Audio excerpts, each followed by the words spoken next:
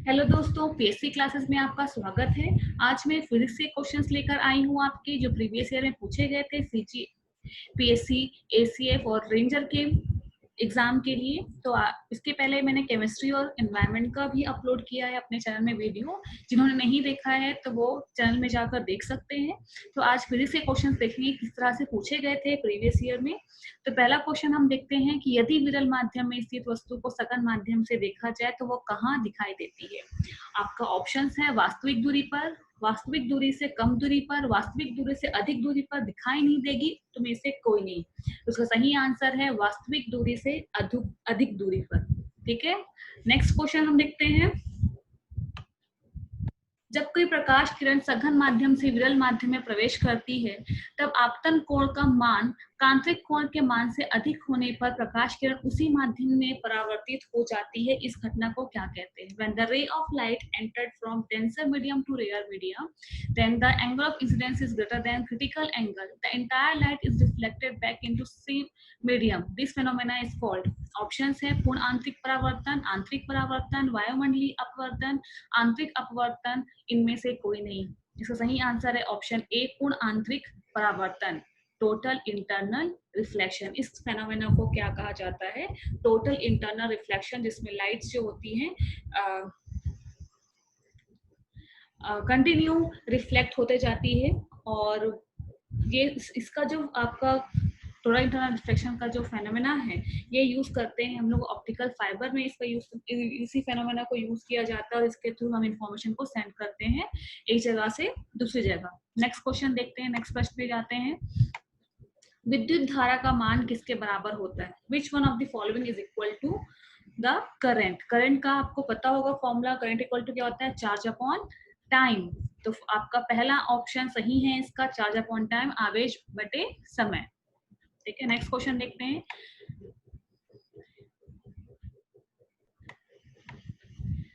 पृथ्वी के जिस स्थान पर नमन कोण का मान 45 अंश होता है, उस स्थान पर पृथ्वी के चुंबकीय क्षेत्र की क्षैतिज तीव्रता तथा उसकी ऊर्ध्वाधर तीव्रता में क्या संबंध होता है? What is the relationship between horizontal intensity and vertical intensity of Earth's magnetic field at the point of Earth at which angle of dip is 45 degree?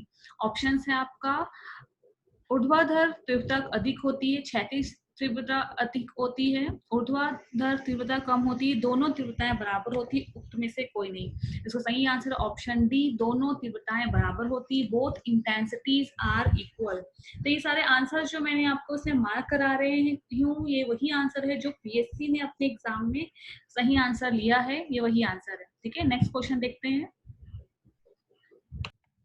जब प्रकाश किसी विरल माध्यम से सघन एवं पारदर्शी माध्यम में अपतित होता है तो प्रकाश का when light is incident on denser and transparent medium from a rare medium, then light will, तो लाइट क्या होगी? परावर्तन, अपवर्तन, पारगमन, एबीसी सभी, उपरोक्त में से कोई नहीं। तो सही आंसर है ऑप्शन डी, एबीसी सभी, मतलब तीनों होगा, रिफ्लेक्शन, रिफ्लेक्शन और ट्रांसमिशन, ये तीनों ही होगा ये फेनोमेना।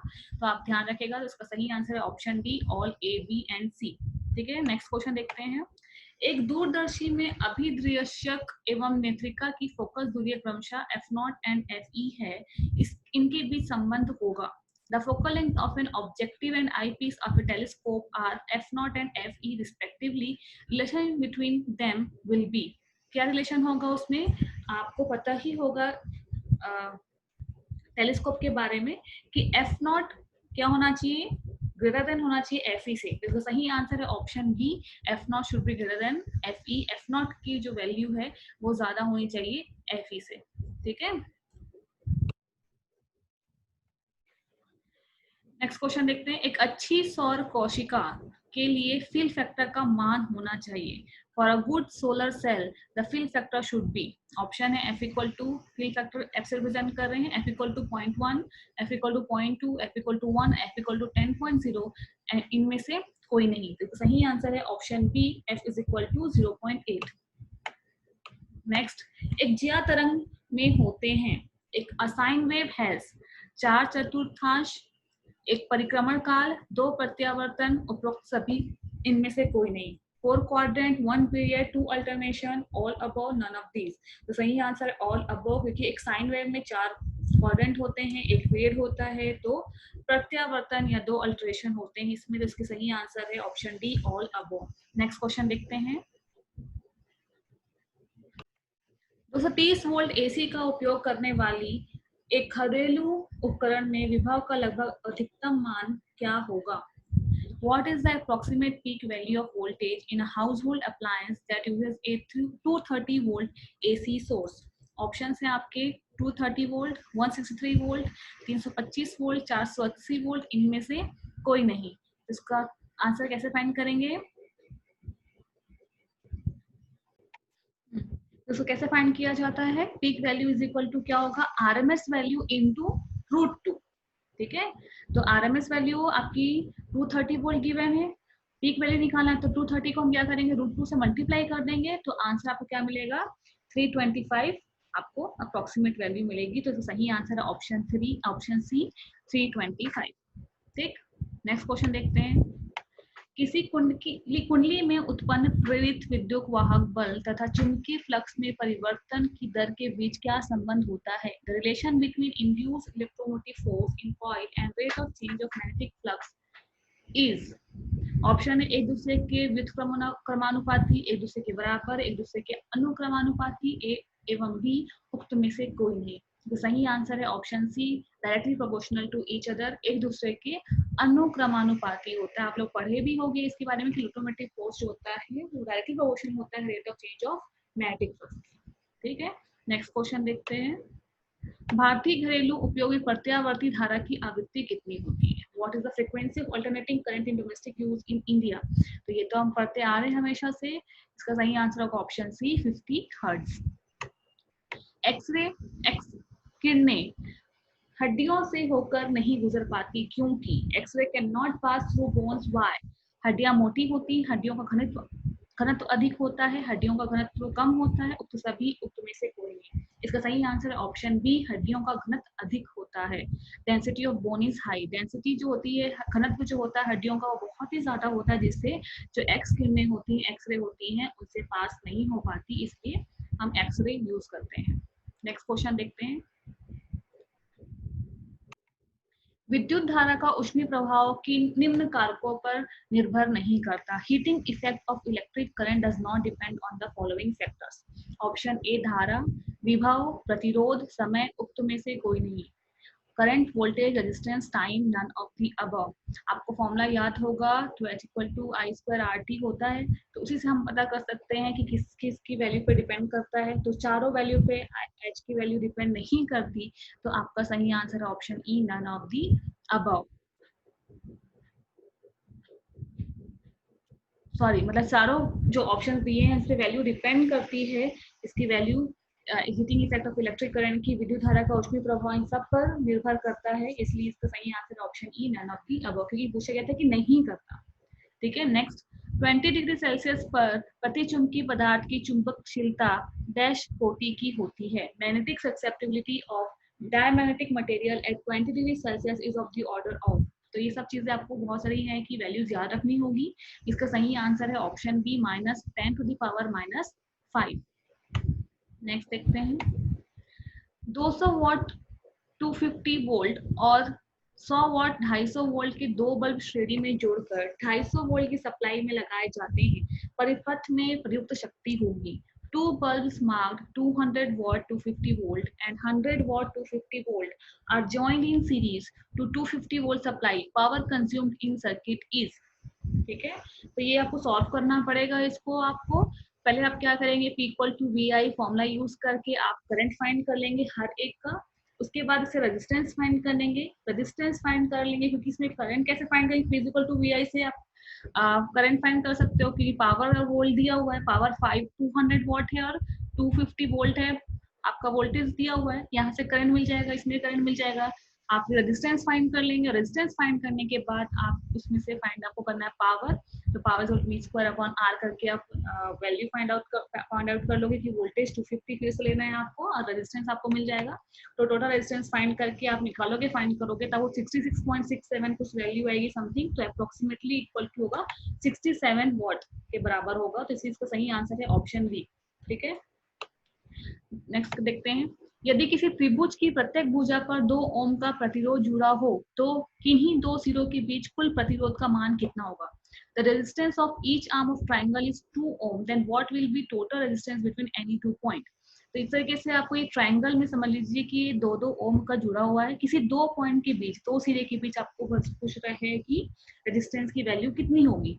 तो अगर देखें तो ये दो आपका सीरीज बन गया, ठीक है, तो ये दो दो क्या हो गया, 4 हो गया। अब ये 4 ओम रेजिस्टेंस इस 2 ओम की क्या है, पैरेलल है, तो कैसे फाइंड करेंगे, 1/2 प्लस 1/4, तो 1/2 प्लस 1/4 करोगे, सॉल्व करोगे तो आपका आंसर आएगा ऑप्शन डी 4/3 ओम। ठीक है, सॉल्व करिएगा, बहुत इजी सा है। ठीक, नेक्स्ट क्वेश्चन देखते हैं।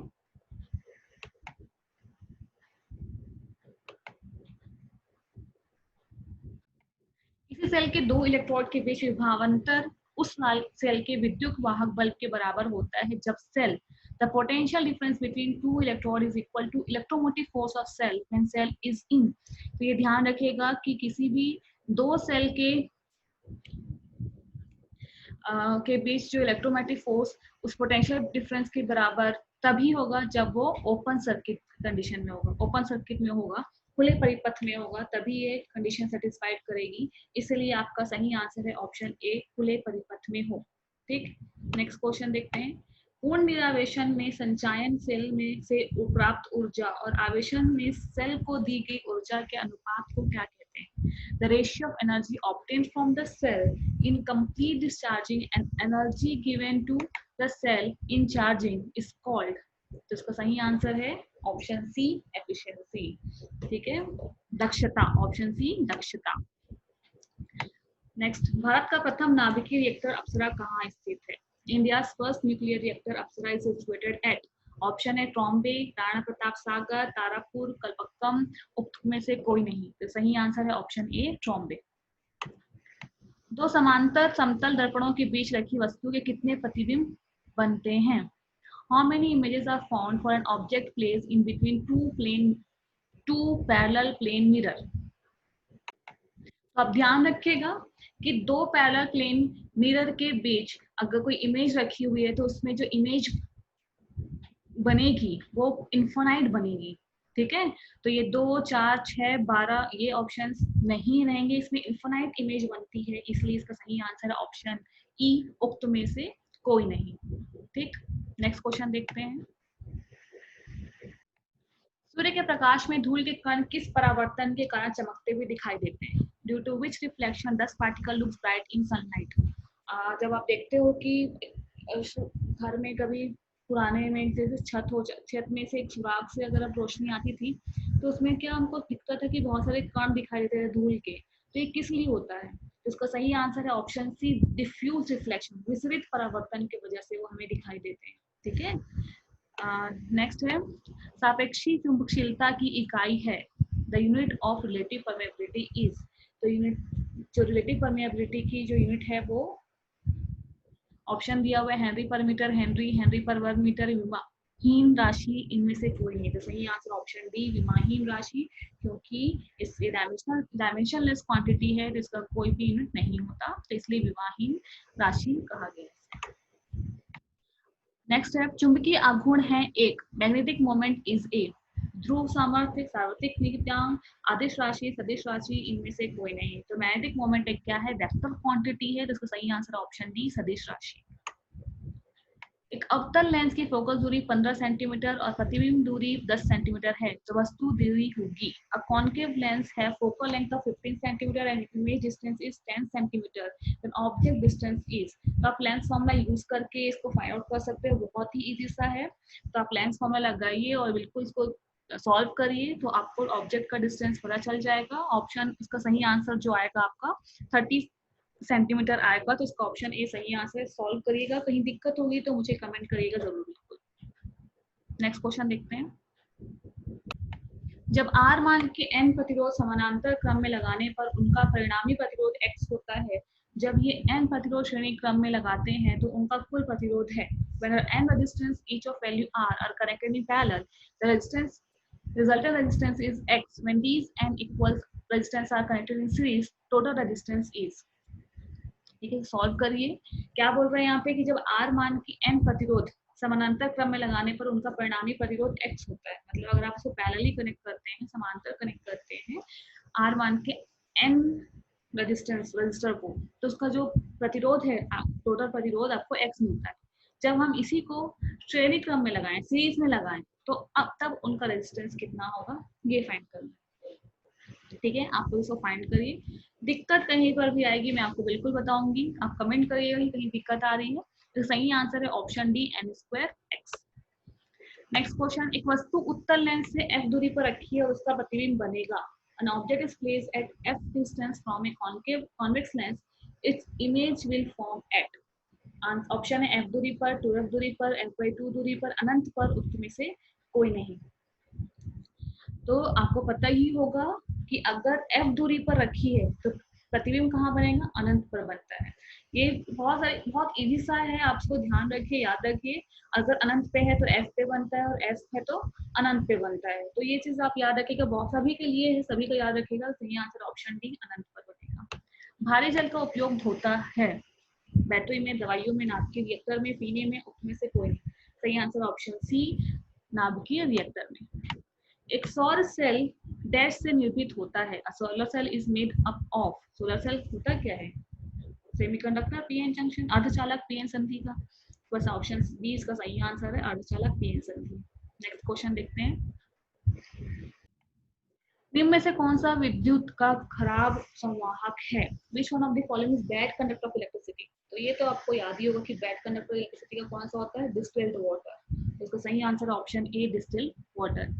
नेक्स्ट क्वेश्चन है, निम्न में से कौन कांच के अर्धवृत्ताकार टुकड़े के लिए सही तरह से क्रांतिक कोण C को प्रदर्शित करता है। Which one of the following correctly shows the critical angle C of the semicircular piece of glass। यहाँ पे कुछ आपको चित्र दिए हुए हैं जो बता रहा है कि जो क्रिटिकल एंगल कौन सा है। ये यहाँ पे ऑप्शन ये आपका दिया हुआ क्रिटिकल एंगल क्या ये होगा, इस तरीके से होगा, ये होगा, ये। सही आंसर ऑप्शन सी, ये कहलाएगा इसका क्रिटिकल एंगल। तो ये थे आपके फिजिक्स के प्रश्न थे। आपको देख के पता चल रहा होगा, समझ में आ रहा होगा कि किस तरह से क्वेश्चंस पूछे जाते हैं। इस तरह मैं आपके लिए और भी क्वेश्चंस लेकर आऊंगी। बाकी अभी और भी सब्जेक्ट्स बचे हुए हैं, बायो है, टेक्नोलॉजी है, तो उसके देखेंगे हम। आज के इतना ही, धन्यवाद।